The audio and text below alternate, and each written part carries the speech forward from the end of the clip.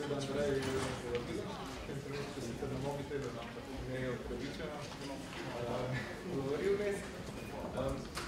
Jaz sem predvsem vesel, da danes lahko predavam, da imam priložnost, da o tem nekaj povem, pa tudi to me veseli, da verjetno ni zelo veliko veganov danes tukaj, je lahko samo napite roke gor, kdo je vegan, da vidimo. Ničem se vse. Tako da sem vesel, da ste vegani, veganke, tukaj še bolj sem vesel, da tisti, ki ste mogoče vegetarijanci in tisti, ki se boste udeležili, se prijavili na veganski izziv. Ste tukaj, da boste slišali, kako razmišljamo o veganstvu in veganski etiki. Andreja me je torej prosila, da nekaj povemo o etiki veganstva. Verjetno vsak tisti, ki je že vegan, ima neke svoje razloge, zakaj je postal, oziroma osnovni razlog vemo, da so živali, ampak nekatere je premaknil nek prizor, nek film, neka zgodba ene živali, koga drugega je zdravje. Mene osebno, recimo skoliko urbana, verjetno nekako prek športa sem prišel do zdrave prehrane, potem pa je to nekako meni dovolil, da sem začel razmišljati tudi o tem, zakaj ni prav, da ravnamo živalmi to, kar ravnamo. In to je osnova te etike, o kateri bom govoril. Prav, zakaj postati vegan? Tudi se mi zdaj malo presplošno, zato sem se vprašal, zakaj je pravzaprav veganstvo. In vesel sem, da je Urban tudi nekako nakazal na to temo, ki bom odprl, je kakšni so te miti, kaj smo naučeni, kaj nam dopovedujejo od otroštva, kako smo vzgojeni v to, da lahko pravzaprav jemo živali. Zdaj, če se kdo iz osnovne šole pa srednje šole spomne, da bi kdo rekel, da živali lahko izkoriščamo, ne dvigne roko. Ok, ne pa, ampak jaz mislim, da smo je precejšnja manjšina. Običajno ne slišimo tega. A je to vprašanje? Ja, je pripomba. Jaz delam na otroškem portalu in sem dobila enkrat vprašanje, zakaj obstajajo živali. In sem brala po priročnikih za osnovno šolo in živali obstajajo zato, da jih lahko ljudje izkoriščamo. To je propisalo v učbeniku. V učbeniku? Ja, in vam shranjenega na polici lahko ga poskenirano pošljem. No, sem pa po predavanju sporočila nastav, ker no, ampak recimo, da v osnovi se ne motimo, redko slišamo od učiteljev, staršev, starejših, živali so zato, da jih izkoriščamo. Živali lahko izkoriščamo. Ponavadi slišimo, živali so koristne, pa še to, da koristni so avtomobili, koristno je orodje, koristno je marsikaj drugega za živali, tudi se malo izogibamo, da bi rekli sami, da so koristne. Pogosto pa slišimo, da je mleko zdravo, da je človek lovec ali pa da je vse jed, pa da vsi jemo meso. To pa verjetno slišimo praktično vsak dan. Sploh tisti, ki so vegani, verjetno slišajo praktično vsak od teh stvari. Pravzaprav, mleko je zdravo, se pravi potrebno za zdrave kosti, da dobimo dovolj beljakovin in tako naprej. Človek je lovec, to je stvar evolucije, to, da smo vse jedli, je stvar telesa, fizionomije. Se pravi, čisto naravno, da jemo meso. In pa običajno je, da jemo meso. Vsi jejo meso. To je norma, to je nekaj čisto običajnega. In to so stvari, ki jih posredujemo otrokom, ki sami smo sprejeli kot otroci in ko jih vsak dan znova sprejemamo, slišimo v reklamah, v tisku in celo od znanstvenikov in podobnega. Temu stanju v družbi, kjer je potrebno, da jemo živalske sestavine. Naravno, da ubijamo živali in jih jemo. In običajno, da to počnemo, takemu sistemu se reče karnizem. To je psihologinja Melanie Joy skovala tole besedo, karnizem, pa bi se lahko vprašali, zdaj pa še ena beseda, ne? Kaj pa zdaj to karnizem? To je nevidni sistem prepričanj ali ideologija, ki ljudem omogoča, da je do živali. Se pravi, tako, ko imamo vegetarijanstvo, veganstvo, je tudi karnizem. Se pravi, to, da nekdo je meso ali pa pije mleko od krave, to ni kot samo po sebi dan. Se pravi, to ni potrebno, naravno ali običajno, tako smo naučeni. Se pravi, to je sistem prepričanj in vrednot, ki pravi, da lahko jemo živali. Če bi mi tole malo spremenili in rekli, opičje mleko je zdravo. ali pa človek je lovec na pse. A pa vsi jemo konjsko meso, kar je še posebej aktualno. Vidimo, da te izjave niso bile tako zelo običajne, te dejstva niso bile tako zelo naravna, pa niti tako zelo potrebna. Ne vem, če ga pije opiče mleko, čeprav je opica gensko bliže človeku kot pa krava. Sprav, karnizem moramo dopolniti še s tem, da lahko jemo nekatere živali. Sprav, v Sloveniji ne jemo mačk, psov, ptic, pevk večinoma ne. Jaz mislim, da še kakšno žival bi lahko naštel.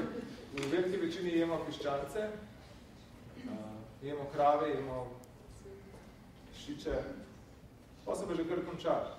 Se pravi, tudi vidimo, da so neke vrednote, nekaj, v kar smo naučeni, da jemo samo določene živali, ne pa vse postali.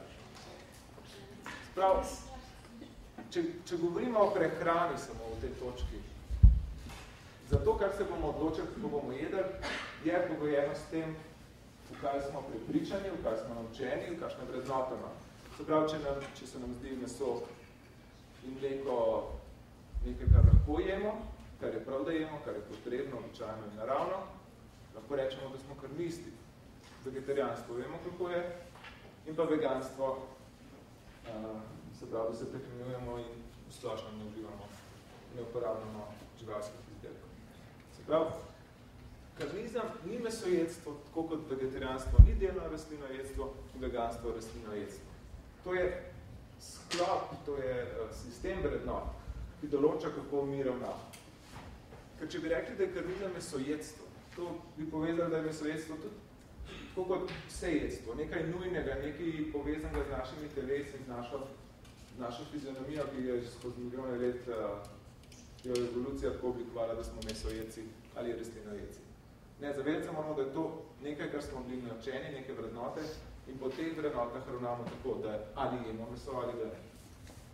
Se pravi, vrednostni sistemi so to, ki določajo, kaj bomo vsak dan počeli. In ker je karnizem prevladujoč sistem, je kot tak neviden in prevzet kot vrednostno nesporno. Se pravi, to, da ješ meso, in ima kdo verjetno to slišal, tako vegetarijanci kot vegani, da prosim, ne vseljuj mi tvojih prepričanj. Jaz pač delam, kot si ostali. Se pravi, karnizem je tudi sistem prepričanj, sistem vrednot, vendar, ker to statistično gledano počne večina ljudi, to tako tudi vsake družbi posebej, je kot tak neviden in do nedavnega to niti ni bilo poimenovano. Se pravi, če si jedem meso, če si pil mleko, business as usual. Nobenih posebnosti, nobenega odklona. Če si bil vegetarijanec ali pa vegan, to pa nekaj posebnega. To pa treba poimenovati.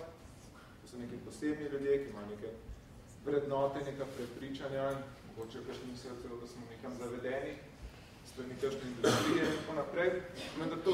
To je neka posebna skupina. Medtem ko tisti, ki recimo jemo meso, če zdaj govorimo v tretji osebi, pa nismo pa normalni, ne? Običajni in celo naravni. Zdaj, kaj je veganstvo? Veganstvo ni le prehrana, veganstvo je način življenja, ki teži k temu, da vse oblike trpljenja, porabe izkoriščene živali poskušamo izločiti iz našega življenja. Se pravi, poleg prehrane se to tiče tudi oblačil, obutve, osebne nege, to, da hodimo v cirkus, to, da hodimo v živalski vrt, se pravi, da ne hodimo v cirkus in živalski vrt.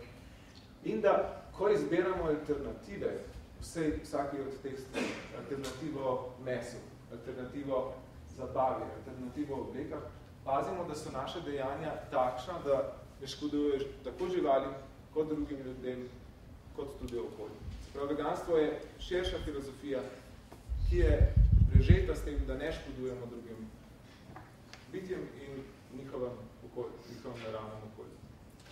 Karnizem pa je ožji pojem in zadeva predvsem način prehranjevanja in vključuje tiste živali in priznajemo si njihove sokove in izločke, ki so vrednostno sprejemljivi. Se pravi, mačke, psi ne, krave je. Mleko, krave je ja, pasje ne in tako naprej.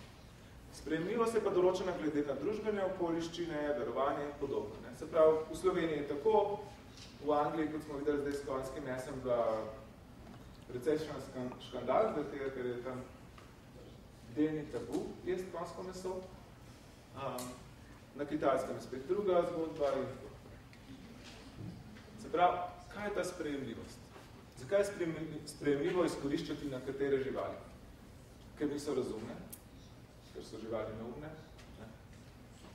Ker manj trpijo, dostakrat slišimo, kako recimo neka žival poškodovana pa še kar hod, pa se jih ne boli.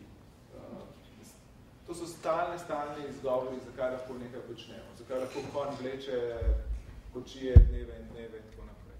Ker nimajo zavesti v sebi, se ne vejo, kaj počnejo, pravzaprav ne, slišimo dostakrat. Vse nas so v kletki, ali so v naravi, ne poznajo drugega, čeprav nimajo niti zavesti. Lastno življenje jim je manj pomembno, saj živali je pa ja veliko, piščanec je piščanec. V eni farmi je po 10 000, če en, manj en več, pravzaprav ni razlike. Tudi ne bodo žalovali za njim, ostali piščanci ne bodo jokali na krave, več oni se brigajo zase in njihove žalosti se pač ne vidi. Ker nimajo osebnosti, kot sem rekel, če pogledamo že samo poimenovanje dostkrat, vse živali kar z enim, tako kot rečemo sladkor. Se pravi, piščanec je piščanec, če je to 5, 10, 20, vse te stvari probamo čim bolj abstrahirati, zato da pač, vse so vsi isti, krava. In ker niso moralne, ne? Žival, tigri, pojejo kogarkoli brez obotavljanja, med sabo se tudi pobijajo in tako naprej, niti ne vejo, kaj počnejo. Zakaj bi mogli? Se pravi, jih lahko izkoriščamo. Takšnemu razmišljanju, takšnemu ločevanju, se pravi, vsakršnemu izkoriščanju in neupoštevanju katerihkoli živali in njihovih interesov iz teh razlogov, ki so tukaj sam en izmed bolj običajnih in kjerihkoli drugih razlogov, temu pravimo pa specizem. In to je tako kot rasizem, seksizem, homofobija, antisemitizem, in tega je veliko, je tudi specizem. Se pravi, to je oblika diskriminacije nad živali na podlagi njihove vrste. Se pravi, mi smo ljudje, mi imamo svoje interese, vse ostalo, kar ni, so ljudje, se pravi, vse ostale nečloveške živali odpadajo iz našega upoštevanja. Se pravi, do nekaterih živali smo povsem manj specifični in predznamamo že nekaj zaščito, neke pravice, naravno, da se sprejema zakon, potem, kjer bojo nekatere živali dobile več pravic, na srečo dodeljene pravice ne bodo odvzete. In zakaj recimo sprejmemo nekatere živali, pravimo, da so moralne. Recimo pri psih vidimo to, da ne bojo kar šalstno kogarkoli, ampak še lahko pa še pride do spora in podobno. Ker imajo osebnost, vsak ima doma ljubljenčka, bo 100% zatrdil, da je nekaj posebnega, da ima svoj značaj, da se obnaša enkrat tako, da je temperamenta, ne umeren. Ne? Zato so tudi, ker smo toliko z mački in psi, imajo precej več pravic kot krave in pujsi. Ker bodo žalovali za njim. Verjetno ste že videli po televiziji zgodbe o slonih družinah, kako žalujejo, kako tedne hodijo k truplu, umrle živali in tako naprej. Vsa ta nova spoznanja nas pripravljajo do tega, da bi radi živali, recimo slone, še bolj zaščitili in tako naprej. Ker opažamo, da jim je lastno življenje pomembno, marsikera žival se precej trud, da bi pobegnila pred smrtjo in trpljenjem in to več kot gledamo, več kot opazujemo, bolj to vidimo. Ker imajo zavest o sebi, pri opicah, drugih primatih opazno, da vejo, kdo so, da se zavedajo sami sebi in zaradi tega želimo tudi opice, recimo gorile, orangutane in primate bolj zaščititi kot stare živali, bolj kot kakšne majhne opice, bolj kot živali na kmetijah. Opažamo in tudi znanstveno utemeljeno na podlagi fizionomije, da živali lahko trpijo, tako kot vsi ostali, da imajo čutila vsa, so podobne ljudem. Zaradi tega tudi želimo, in to se že nekaj časa dogaja, da pač poskušamo zmanjšati trpljenje živali. Nekaterim bolj, nekaterim manj. In ker opažamo, da so razumne, da nekatere stvari vseeno razumejo, pa ni samo naučen nekaj za sto. Tudi to je razlog. Se pravi, isti razlogi, ko pravimo, živali so neumne, zato jih lahko ubijamo, pravimo, nekatere živali so pa dovolj pametne, da jih bomo zaščitili. In recimo en dober primer je poskusi na živalih. Ne? Zakaj delamo poskuse na živalih? Zato, ker rezultati, ko bomo testirali nova zdravila, bodo primerno za uporabo tudi ljudem, zato, ker so živali podobne ljudem. In zakaj pač se potem pritožujemo, ne?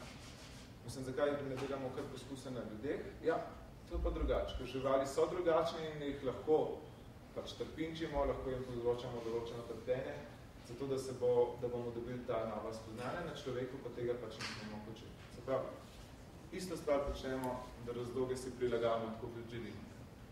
Predvsem pa je glavno merilo, da bomo živalim dodali kakšne pravice, da bomo se lepše obnašali z njimi, da bomo jim priznali njihovo mesto na zemlji, je, če so nam podobne ali ne. V specizmu smo mi tisto merilo in mi določamo, bo žival dobila pravice, a so opice že dovolj podobne nam, a je gorila bolj kot oranguta nam podobna in tako naprej. Sprav, prvo največ pravice imamo moški. Bil moški, ki je imel lastnino, recimo v ameriška ustava tako znana, je dodeljevala največ pravic moškim, ki so imeli lastnino. Potem čez čas so začeli vključevati tudi druge, nekatere, ki niso imeli lastnino, ampak so bili še vedno recimo beli. Potem čez čas tudi ljudem, ki niso bili beli, črncem in tako naprej. Čez čas ženska, recimo v Švici še pred 50 leti, 60 leti so dobile volilno pravico in še vedno ni enakopravnosti. Potem invalidom, ki še vedno vidimo, da se mora precej truditi, da dobijo enake možnosti in še vedno niso enako sprejeti. Potem otroci. In počasi začnemo sprejemati v ta naš krog upoštevanja, vendar vedno jim priznavamo manj pravic, manj upoštevamo njihove interese. So nekatere živali, psi, mačke, konji, se pravi nekaj teh ljubljenčkih potečev. Potem so te živali, ki so nam bolj podobne, že na videz, gorile, opice in pa drugi sesalci, tukaj mesto morske prsice, se pravi kiti, delfini, za kire ugotavljamo, da imajo, kot sem prav, da so razumne, da imajo zavest, da so nam spet malo podobne. Ne na videz, ampak ugotavljamo, da so nam malo podobne. Potem so tu sloni, ki imajo družbeno ureditev, spet malo podobno nam, čeprav so precej drugačni, pa jih bomo upoštevali. In pa papige, ki go znajo govoriti, znamo, kaj pomeni, jih predsrati spremljamo v svojo družbo, znam je tis Alex Žako. Potem so domače živali, ker smo toliko z njimi, da nekako moramo jih vsaj toliko upoštevati, da lahko preživijo določen del svojega življenja med nami. In te umestne živali, kakor so recimo zajci, oziroma kunci in slički, konje domače živali, nekje ne smejo jih ubijati, recimo v Ameriki, osle lahko. Potem zajci, v Sloveniji jih imajo enih za ljubljenčke in kot so psi in mačke, drugih pa bojijo za meso. So to divje živali, bolj kot so zaščitene, bolj pazimo na njih kot neko abstraktno skupino. Te so živali, ki se že malo nadaljujejo od našega kroga sočutja in upoštevanja, kot so kakšni miši, kot vemo, so največ poskusov delamo na miših, potem podgane, plazilci in podobno. In potem so nazadnje tukaj še insekti, ki jih resno upoštevamo, jih množično ubijamo za kakršenkoli razlog že. Čeprav je pa tukaj vmes spet čebela, ki moramo spet paziti, za tega, ko imamo določene koristi. Prav ta ozak krog počasi izkušamo z novimi spoznanji, z napori širiti na večjo skupino, bolj ugotavljamo, da smo povezani, vedno bolj vidimo, da je okolje, človek, živali, človek tako živali. Smo med sabo povezani in pravzaprav ne moramo to vključevati.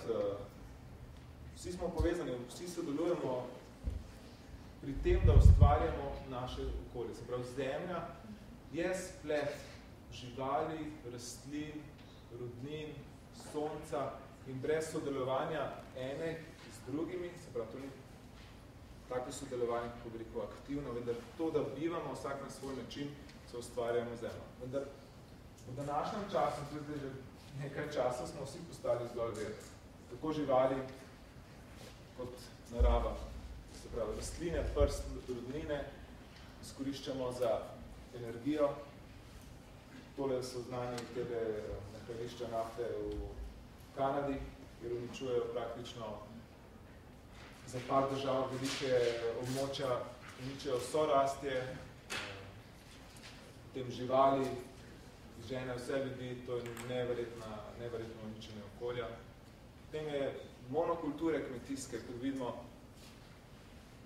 kmetijstvo, sodobno industrijsko kmetijstvo danes porabi več nafte, več energije, zato da proizvede manj energije, ki jo mi lahko porabimo.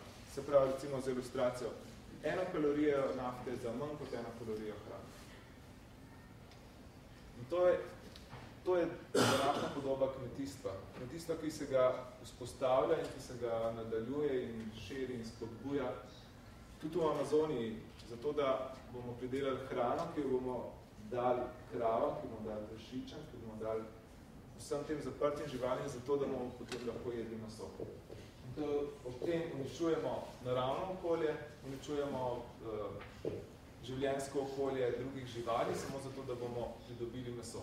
In pri tem, če smo že, recimo, zato da bi 1 kalorijo, ali pa recimo 2 kaloriji dobili iz piščančjega mesa, moramo porabiti 1 kalorijo, oziroma, 2 kalorije hrane bomo, oziroma energije dali za vzrejo piščanca, zato da bomo 1 kalorijo piščančjega mesa dobili. Pri kravah je to 1:16. Samo kar se energije tiče. Potem je tukaj prevoz soje, uničevanje gozda. Se pravi, v današnjem času je 50% ogljika, se pravi, izpustov, toplogrednih izpustov je povzročitelj kmetijstvo in tukaj na prvem mestu in glavni povzročitelj je živinoreja. Nečloveške živali so tudi postale vir. So vir hrane, dela in surovin. To je ena taka manjša, ampak dosti predstavlja to, kaj je današnje kmetijstvo za živali pomeni. Živali so strpane v zaprte, nadzorovane prostore, ne morejo niti ene svoje običajne naravne funkcije upravljati, kot bi v naravi. In to je samo ena izmed takih farm, ki jih je našteto. Tisto, kar smo prej videli, sekanje prah gozda, zato da bomo dobili hrano, konča tukaj. Živali že dolgo uporabljamo za delo, tukaj je oranje, ampak tudi za zabavo, za cirkuse, za živalske vrtove. Mislim, da ni področje, ki se ne bi mogli izmisliti, kako bi živali uporabili. In pa kot surovino, tukaj to sliko mogoče že poznate, to je ena farma v Rusiji za krzno. Prav, tole je posledica krzna. Potem smo tu še ljudje, ki smo postali surovine. Verjetno je tudi zanimiv izraz human resources v angliščini. Mogoče zveni nesporen, to je čist, ampak mislim, da je precej grozno. In kaj smo ljudje postali? Samo vir dela in zdaj nam pravijo potrošniki. Prav sem še vir potrošnje. To je neka tovarna na Kitajska, mislim, da je celo Nike. In pa znani primeri praktično suženskega dela tudi v Ameriki, kjer imigranti iz Mehike na spet monokulturnih kmetijah, kjer je ogromna poraba energije, ogromno onesnaženje okolja, zato da se pridela poceni hrano.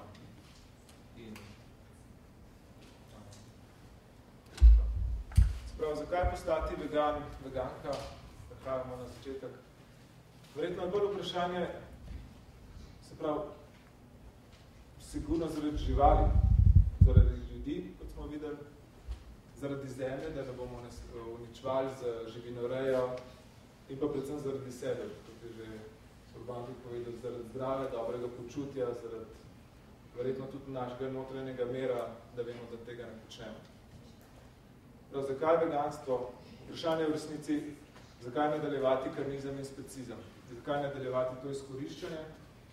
Zakaj moramo mi, vegani, vegetarijanci, zagovarjati svoje dejanja? Mislim, da je čas, da tisti, ki jedo meso, tisti, ki se mogoče še ne zavedajo tega, da se začnejo spraševati, zakaj to počnejo. In potem bomo lahko začeli nek dialog, kaj so prave poteze, kako nadaljevati v prihodnosti in kaj pravzaprav, kakšen je skupni cilj. Jaz se vam zahvaljujem za pozornost, če kakršno koli vprašanje ob tem, kar na plan.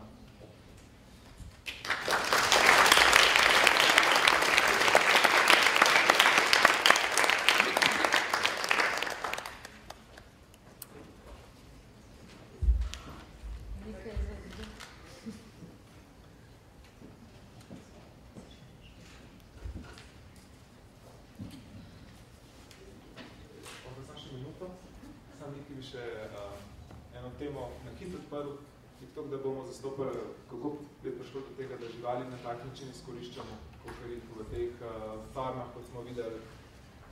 Vse poznamo, kakšne so slike iz piščačih farm, kjer so živali vse v kletkah, kako je, živali večinoma, gledajte, 3 milijone živali na mesec v Sloveniji umre. Zelo malo jih vidimo dejansko vsak dan in življenje. Zdaj, če živimo v mestu ali pa na deželi, prek milijonov živali, pa če bi 1% videl, pa jih ne. Vsak mesec. Do tega je prišlo zaradi drugače moramo reči kot kapitalizma. Kapitalizem se je začel v 17. stoletju, pa v 16. stoletju v Angliji, ravno na področju kmetijstva, ko so začeli zaradi določenih okoliščin, ki so bile v Angliji takrat, so mogli se truditi, da je bilo kmetijstvo čim bolj dobičkonosno, zato da so lahko rente plačevali.